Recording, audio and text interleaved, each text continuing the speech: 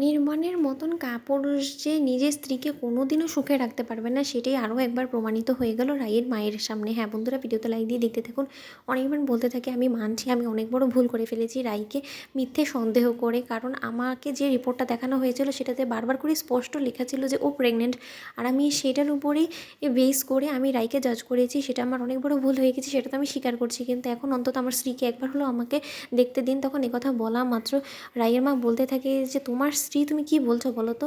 রাই কি সত্যিকার অর্থে তোমার স্ত্রী? রাই না সূর্যের প্রেমিকা, আর সূর্যের সন্তানই তো রায়ের গর্ভে একটু একটু করে বড় হচ্ছিল, সেটাই তো তুমি আমাকে সকালবেলা আজকে এসে বলে গিয়েছিলে, আর সেটার উপরে বেস করেই তো আমি আমার মেয়েকে অবিশ্বাস করেছি।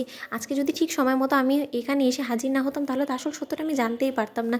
আসলে কি অনির্বাণ, জানো তো, তোমাদের মতন এই কাপুরুষগুলো আছে না, যারা মানুষ রূপে একটা ভয়ঙ্কর অমানুষ তৈরি হয়েছে, তাদের কাছে আর যাই হোক না কেন মেয়েরা কোনোদিনও সুখী হতে পারবে না, এটা অন্তত আমি বেশ আন্দাজ করে ফেলেছি। কারণ সত্যিকার অর্থেই তো আমার এটা ভাবা উচিত ছিল যে আগের স্ত্রী তোমার কেন টিকতে পারেনি তোমাদের বাড়িতে।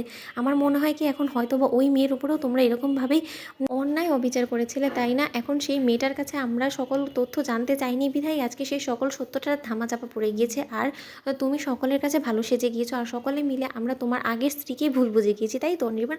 তখন অনির্বাণ বলতে থাকে যে আপনার যা বলার আপনি আমাকে বলতে পারেন, কারণ আপনার সেই অধিকারটা আছে, কারণ আমি যে ভুলটা করেছি সেটা আসলেই ক্ষমার অযোগ্য। তখন এই কথা বলা মাত্র অনির্বাণের মা বলতে থাকে যে দিদি, আমি মানছি যে আমার ছেলের অনেক বড় একটা ভুল হয়ে গেছে। আসলে এটা ভুল বলা যায় না, এটা একটা অপরাধীও করে ফেলেছে। কারণ আমরা যদি ঠিক সময় ওই রিপোর্টটাকে মিথ্যে বলে রায়ের কথাটার উপরে বিশ্বাস করতাম, তাহলে আর যাই হোক না কেন রাইকে আজকে এতটা কষ্টের মধ্যে দিয়ে যেতে হতো না। আমরা সেই ভুলটা স্বীকার করছি, আর আমরা আমাদের পাপের প্রায়শ্চিত্ত করতে চাই। দিদি, আমাদেরকে একবার অন্তত একটা সুযোগ দিন আমাদের পাপের প্রায়শ্চিত্ত করার।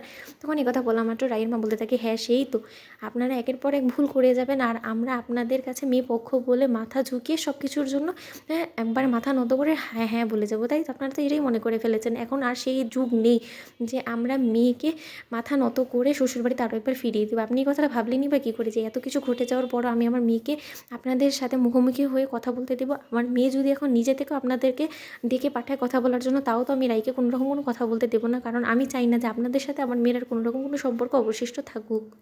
আর যাও লিগ্যাল সম্পর্ক যতটুকু বেঁচে আছে সেটাও যাতে খুব তাড়াতাড়ি শেষ হয়ে যায়, সেই ব্যবস্থাই এবার আমি করবো। সেটা নিয়ে আপনি একদম ভাববেন না অনির্বাণ। তুমি বরঞ্চ এখন এটা ভাবো যে তুমি কী করে নতুন করে আরও একবার আরেকটা মেয়েকে ফাঁসিয়ে ওর জীবনটাকে তছনছ করে দিবে। এবার তুমি সেটাই ভাবো, কারণ তোমার তো হয়তো বা এটাই একটা অভ্যাস হয়ে পরিণত হয়েছে যে তুমি একের পর এক মেয়েকে মিথ্যে ভালোবাসার প্রতিশ্রুতি দিবে, তাদেরকে বিয়ে করে তাদেরকে এমন পরিমাণে বিপর্যস্ত করে দিবে মানসিকভাবে যে তারা যাতে জীবনের প্রতি হার মেনে নেয়, তাই না? সেটাই তো তুমি করো, তাই না? তো বন্ধুরা, ভিডিওটি ভালো লেগে থাকলে লাইক কমেন্ট শেয়ার করে সাবস্ক্রাইব করতে ভুলো না।